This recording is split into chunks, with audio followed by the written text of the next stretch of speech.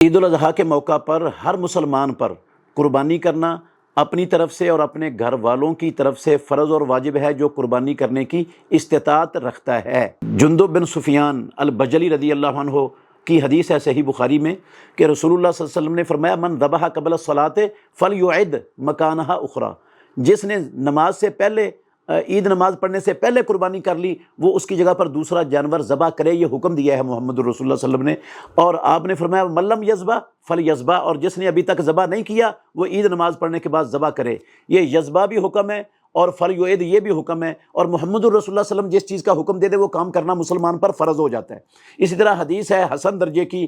سنن ابن ماجہ میں، ابو ہریرہ رضی اللہ عنہ کہتے ہیں رسول اللہ صلی اللہ علیہ وسلم نے فرمایا من وجد ساعۃ فلم یضح فلا یقربن مصلانا، جس کے پاس قربانی کی استطاعت ہے قربانی نہیں کرتا وہ ہماری عیدگاہ کے قریب نہ آئے۔ یہ جو اتنی سخت وعید ہے محمد رسول اللہ صلی اللہ علیہ وسلم کی، یہ کسی سنت اور مستحب عمل کے چھوڑنے پر نہیں ہوتی، یہ فرض عمل کے چھوڑنے پر ہے، اس لیے ہر استطاعت والے پر فرض ہے۔